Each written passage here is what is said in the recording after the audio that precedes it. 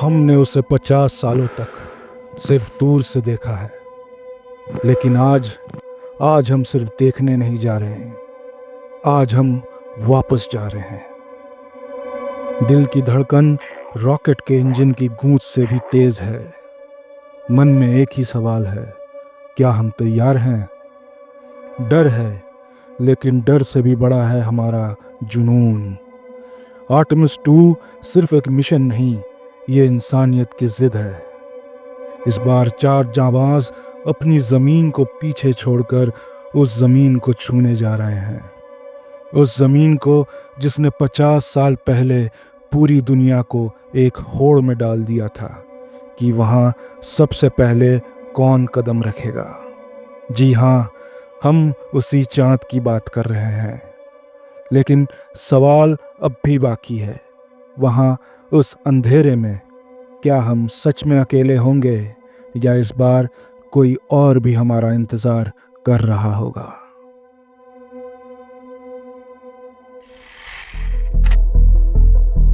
नमस्कार दोस्तों, उत्सुक हिंदी के हमारे नए पॉडकास्ट पर आप सभी का स्वागत है। आज हम बात करेंगे अंतरिक्ष विज्ञान के उस महामिशन के बारे में जिसने पूरी दुनिया की धड़कनें बढ़ा दी हैं, आर्टेमिस 2। लेकिन दोस्तों, आगे बढ़ने से पहले क्या आपने सोचा है कि इस मिशन का नाम आर्टेमिस ही क्यों रखा गया? दरअसल ग्रीक पौराणिक कथाओं में आर्टेमिस को चंद्रमा की देवी माना जाता है और वे मशहूर देवता अपोलो की जुड़वा बहन है। साल 1969 में जब इंसान पहली बार चांद पर पहुंचा था तो उस मिशन का नाम अपोलो था। इसलिए आज आधी सदी के बाद जब हम दोबारा चांद की ओर बढ़ रहे हैं तो नासा ने अपोलो की बहन आर्टेमिस के नाम को चुनकर ये संदेश दिया है कि इस बार हम वहां सिर्फ कदम रखने नहीं बल्कि एक नई और स्थायी शुरुआत करने जा रहे हैं। दिसंबर 2022 जब पूरी दुनिया की नजरें आसमान की ओर टिकी थीं, नासा के आर्टेमिस 1 मिशन ने न केवल अंतरिक्ष की गहराइयों को चीरा बल्कि चांद पर इंसानों की वापसी का रास्ता भी साफ कर दिया। बिना किसी क्रू के ओरायन कैप्सूल ने चंद्रमा के चक्कर लगाकर यह साबित कर दिया कि हमारी तकनीक अब तैयार है।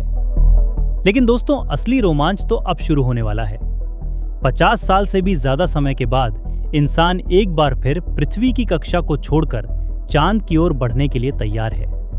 आज के इस वीडियो में हम बात करेंगे आर्टेमिस 2 मिशन की, वो मिशन जो सिर्फ एक टेस्ट फ्लाइट नहीं बल्कि मानवता की अगली बड़ी छलांग है। आर्टेमिस 1 में हमने अपनी मशीनों और तकनीक को परखा था, लेकिन आर्टेमिस 2 में जा रहे हैं वो 4 जांबाज अंतरिक्ष यात्री जो इतिहास के पन्नों में अपना नाम दर्ज कराने वाले हैं। ये सफर कैसा होगा? इस मिशन का असल मकसद क्या है? और क्यों ये मिशन मंगल की गहराइयों तक पहुंचने की हमारी पहली सीढ़ी माना जा रहा है? आज के इस पॉडकास्ट में हम इन सभी सवालों के जवाब विस्तार से जानेंगे। मेरा यह दावा है कि इसे सुनने के बाद आर्टेमिस 2 से जुड़ी आपकी नॉलेज तो बढ़ेगी ही, साथ ही आप इस मिशन को लेकर इतने उत्साहित हो जाएंगे कि इसकी हर अपडेट को खुद फॉलो करना चाहेंगे। तो फिर इंतजार किस बात का? अपने हेडफोन्स लगाइए और डूब जाइए अंतरिक्ष की इस रोमांचक यात्रा में। सुनिए हमारा खास पॉडकास्ट मिशन आर्टेमिस 2।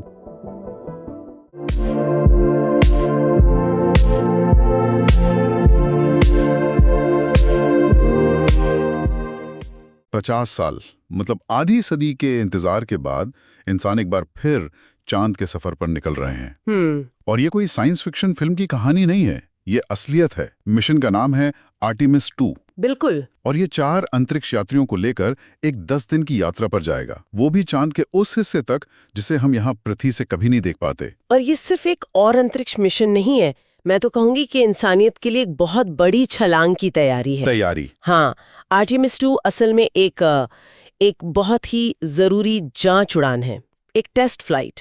इस मिशन की हर एक चीज, हर एक सेकंड की सफलता ये तय करेगी कि हम चांद पर एक स्थायी बेस कैसे बनाएंगे। और फिर वहां से मंगल तक का सफर। बिल्कुल, फिर मंगल तक का सफर कैसे पूरा करेंगे। तो आज हम इस पूरी कहानी को, मुझे लगता है, 3 हिस्सों में समझना चाहिए ताकि इसकी हर परत खुल सके। हाँ, ये अच्छा रहेगा। सबसे पहले हम उस विशाल और शक्तिशाली मशीन की बात करेंगे, मतलब वो रॉकेट और अंतरिक्ष यान जो इस सफर को मुमकिन बना रहा है। फिर हम उन 10 दिनों के सफर पर चलेंगे, लॉन्च के पहले सेकंड से लेकर समंदर में वापसी तक। और आखिर में वो 4 लोग। हाँ, आखिर में हम मिलेंगे उन 4 असाधारण लोगों से जो इस ऐतिहासिक उड़ान का हिस्सा हैं और जानेंगे कि उनका चुना जाना भविष्य के लिए क्या संकेत देता है। बिल्कुल। और हमें उन चुनौतियों पर भी बात करनी होगी जिनकी वजह से मिशन की तारीख वो फरवरी 2026 से आगे बढ़कर मार्च 2026 हो गई। हाँ, ये देरी भी अहम है। बहुत अहम है। ये बताती है कि इतने बड़े मिशन में हर छोटी से छोटी चीज कितनी मायने रखती है, खासकर जब इंसानी जान दांव पर लगी हो। ठीक है, तो चलिए शुरू करते हैं उस मशीन से। जब हम कहते हैं कि ये अब तक का सबसे शक्तिशाली रॉकेट है, तो इसका असल में मतलब क्या है? मतलब कितना बड़ा? किसी बिल्डिंग जितना? आप बिल्कुल सही सोच रहे हैं।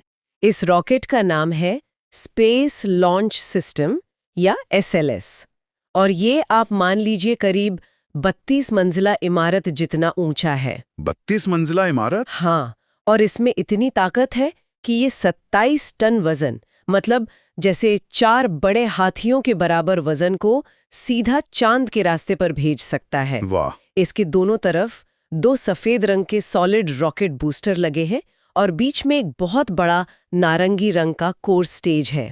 और मैंने सुना है कि इन बूस्टर्स पर कुछ खास भी लिखा गया है। हाँ, ये एक दिलचस्प बात है, क्योंकि ये मिशन 2026 में लॉन्च होगा, जो अमेरिका की 250वीं वर्षगांठ का साल है। अच्छा। तो दोनों बूस्टर पर अमेरिका 250 का एक बड़ा लोगो पेंट किया गया है।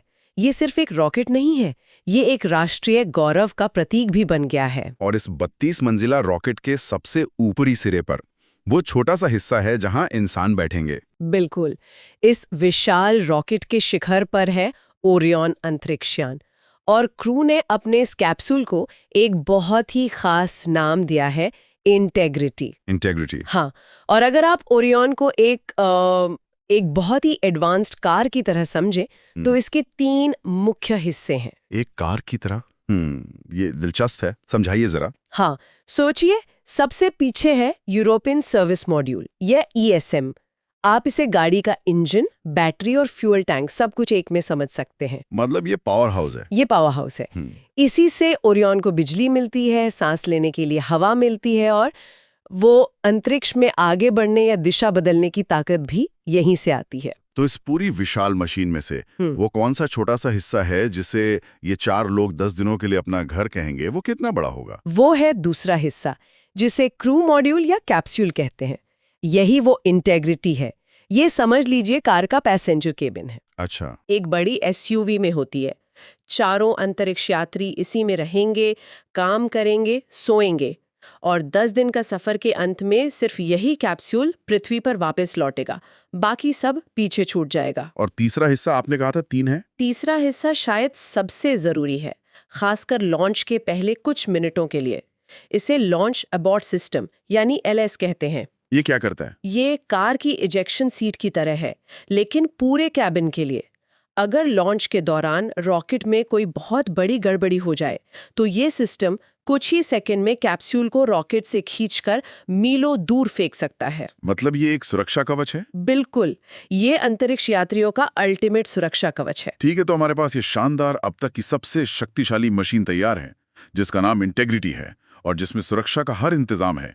लेकिन एक बेहतरीन गाड़ी का क्या फायदा अगर सफर ही रोमांचक ना हो? तो चलिए इन 10 दिनों की यात्रा पर निकलते हैं। वाह! लॉन्च के पहले सेकंड से लेकर प्रशांत महासागर में उतरने तक क्या-क्या होने वाला है? ये सफर फ्लोरिडा के केनेडी स्पेस सेंटर के उसी ऐतिहासिक लॉन्च पैड 39B से शुरू होगा, जहां से अपोलो 10 भी चांद के लिए निकला था। वाह! लॉन्च के बाद पहले 8 मिनट सबसे अहम होते हैं, जिसमें रॉकेट पृथ्वी के गुरुत्वाकर्षण से लड़ने के लिए अपनी पूरी ताकत लगा देता है। इसके बाद बूस्टर और कोर स्टेज अलग हो जाते हैं और ओरियन यान पृथ्वी की कक्षा में पहुंच जाता है। लेकिन वो सीधे चांद की तरफ नहीं जाते हैं ना? मैंने पढ़ा है कि वो लगभग 1 दिन पृथ्वी के ही चक्कर लगाते हैं। ऐसा क्यों? ये एक बहुत जरूरी कदम है। आप इसे ऐसे समझिए कि आप एक लंबी रोड ट्रिप पर जाने से पहले अपनी नई कार को शहर के आसपास चलाकर देखते हैं। हाँ, सही बात है। तो अंतरिक्ष यात्री लगभग 24 घंटे पृथ्वी की एक बहुत ऊंची अंडाकार कक्षा में बिताएंगे। इस दौरान वे ओरियन के सभी सिस्टम्स को अच्छी तरह से जांचेंगे, लाइफ सपोर्ट, नेविगेशन, कम्युनिकेशन, सब कुछ। ये पक्का करने के लिए कि घर से बहुत दूर जाने से पहले उनकी गाड़ी बिल्कुल ठीक काम कर रही है। और इसी दौरान वो एक जरूरी अभ्यास भी करते हैं कुछ ICPS के साथ। ICPS ये रॉकेट का वो आखिरी हिस्सा है जो उन्हें चांद की तरफ धकेलता है। बिल्कुल, इंटरिम क्रायोजेनिक प्रोपल्शन स्टेज। ये वो आखिरी धक्का है जो उन्हें पृथ्वी के गुरुत्वाकर्षण से आजाद करके चांद के रास्ते पर डालता है। तो ये धक्का देने के बाद ICPS एक खाली स्टेज के तौर पर अंतरिक्ष में तैरता रहता है। अच्छा। क्रू इसी खाली स्टेज से दूर जाने और फिर उसे एक लक्ष्य मानकर उसके पास आने का अभ्यास करेगा। ये भविष्य के आर्टेमिस 3 मिशन के लिए एक बहुत महत्वपूर्ण प्रैक्टिस है, जब उन्हें चांद की कक्षा में एक लूनर लैंडर के साथ ठीक इसी तरह जुड़ना होगा। तो ये एक तरह की डॉकिंग प्रैक्टिस है, बिना असल में डॉक किए। बहुत होशियारी से डिजाइन किया गया है। अब चांद का सफर शुरू होता है। हाँ, और यहाँ इंजीनियरिंग का एक बेहतरीन नमूना देखने को मिलता है, जिसे फ्री रिटर्न ट्रेजेक्ट्री कहते हैं। फ्री रिटर्न ट्रेजेक्ट्री, ये कमाल की चीज है। अपोलो 13 की कहानी तो हम सब जानते हैं, कैसे एक धमाके ने उनके यान को लगभग बर्बाद कर दिया था। हाँ। उस वक्त उनके पास घर लौटने के लिए इंजन की ताकत नहीं थी। तो इसी फ्री रिटर्न रास्ते ने, मतलब सिर्फ चांद और पृथ्वी के गुरुत्वाकर्षण की शक्ति ने उन्हें गुलेल की तरह खींचकर घर वापस पहुंचाया। ये अंतरिक्ष यात्रा का सबसे शानदार सेफ्टी नेट है। इसका मतलब अगर बीच रास्ते में इंजन फेल हो जाए तब भी क्रू सुरक्षित वापस आ जाएगा। ये जानकर बहुत राहत मिलती है। तो ये चांद पर उतरने का मिशन नहीं है, ये उसके पास से गुजरने का मिशन है। सही कहा। चांद तक पहुंचने में 4 दिन लगेंगे। वे चांद की सतह से लगभग 4600 मील की ऊंचाई से गुजरेंगे, और वो भी चांद के उस पार वाले हिस्से से, जिसे डार्क साइड कहते हैं। हाँ, हालांकि वो असल में अंधेरे में नहीं होता। जब वे चांद के ठीक पीछे होंगे तो लगभग 40 मिनट के लिए पृथ्वी से उनका सारा संपर्क टूट जाएगा। Radio silence. वाह, 40 मिनट! मतलब पूरी दुनिया से आपका कोई लेना देना नहीं। आप अंतरिक्ष की गहराइयों में अकेले हैं और घर बस एक छोटा नीला गोला है जो चांद के पीछे छिपा है। ये तो सोचकर ही रोंगटे खड़े हो जाते हैं। ये मिशन का एक बहुत ही नाजुक और अहम पल होगा। इसी दौरान क्रू कुछ आपातकालीन प्रक्रियाओं का भी अभ्यास करेगा, जैसे कि अगर कोई सोलर फ्लेयर यानी सौर तूफान आ जाए तो गहरे अंतरिक्ष के रेडिएशन से कैसे बचना है। अच्छा।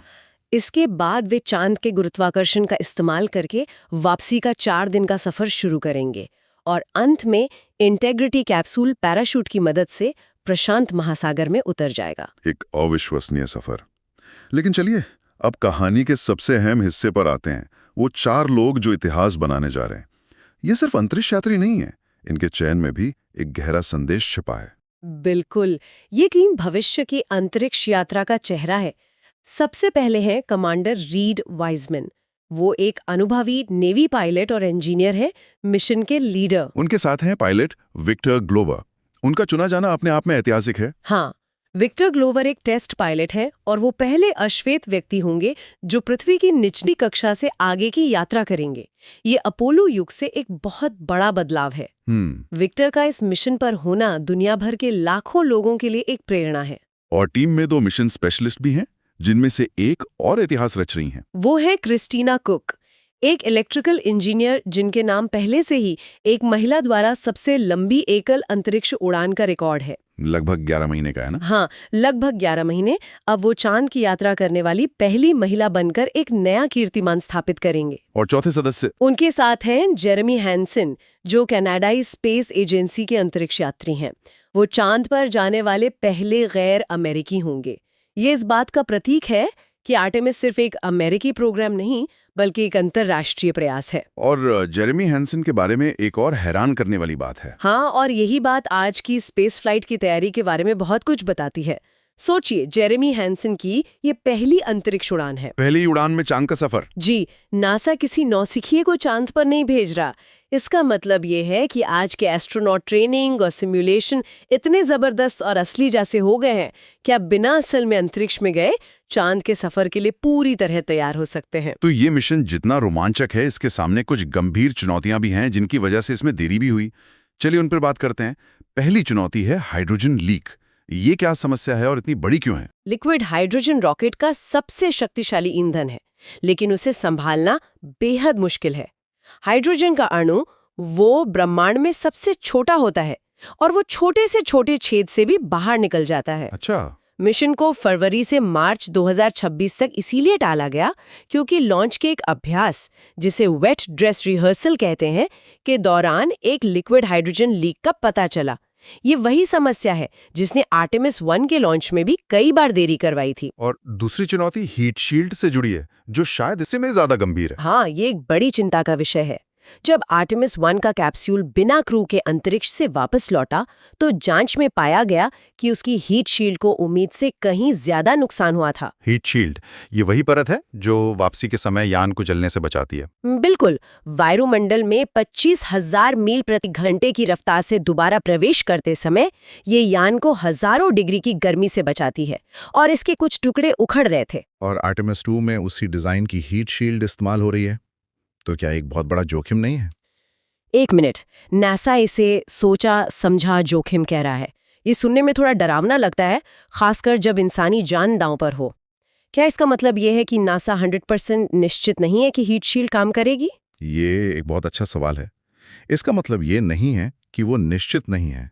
नासा के इंजीनियरों ने महीनों तक डेटा का विश्लेषण किया और पाया कि हीट शील्ड के टुकड़े किसी एक बड़ी गड़बड़ी के कारण नहीं, बल्कि कई छोटी छोटी वजहों से उखड़े थे। इस डिजाइन को पूरी तरह से बदलने में सालों लग सकते थे, जिससे पूरा आर्टेमिस प्रोग्राम दशकों पीछे चला जाता। इसलिए उन्होंने एक दूसरा रास्ता निकाला। उन्होंने जोखिम को कम करने के लिए वापसी के रास्ते में थोड़ा बदलाव किया है। कैसा बदलाव? वो कैप्सूल को वायुमंडल में थोड़े तेज और ज्यादा सीधे एंगल से प्रवेश कराएंगे। इससे कैप्सूल कम समय के लिए अत्यधिक गर्मी के संपर्क में रहेगा, जिससे हीट शील्ड पर दबाव कम पड़ेगा। टीम को पूरा भरोसा है कि ये बदलाव क्रू को सुरक्षित रखने के लिए काफी है। और अंत में, ये मिशन भविष्य के लिए इतना जरूरी क्यों है? ये सिर्फ चांद का एक चक्कर ही तो है। ये चक्कर भविष्य का दरवाजा खोलेगा। आर्टेमिस 2 आर्टेमिस 3 के लिए रास्ता साफ करेगा, जिसमें इंसान असल में आधी सदी के बाद चांद की सतह पर उतरेगा, वो भी दक्षिणी ध्रुव के पास। हाँ, ये एक नई अंतरिक्ष दौड़ का भी हिस्सा है, क्योंकि चीन भी 2030 तक चांद पर इंसान को उतारने की योजना बना रहा है। लेकिन ये अपोलो मिशन वाली दौड़ से अलग है। अपोलो एक स्प्रिंट थी, कौन पहले झंडा गाड़ता है। आर्टेमिस एक मैराथन है। तो आर्टेमिस 2 सिर्फ चांद के चारों ओर एक चक्कर लगाने से कहीं ज्यादा है। ये भविष्य की तकनीक, प्रक्रियाओं और इंसानी सहनशीलता का एक अहम परीक्षण है। बिल्कुल। इस मिशन से मिलने वाला हर डेटा, चाहे वो हीट शील्ड के प्रदर्शन का हो या इंसानी शरीर पर गहरे अंतरिक्ष के रेडिएशन के प्रभावों का, वो अनमोल है। वे एक high speed laser communication system का भी परीक्षण करेंगे, जिसे O2O कहते हैं। O2O? हाँ, ये पारंपरिक रेडियो तरंगों के मुकाबले सैकड़ों गुना ज्यादा तेजी से डेटा भेज सकता है। इतना तेज कि चांद से 4K वीडियो की लाइव स्ट्रीमिंग भी मुमकिन हो जाएगी।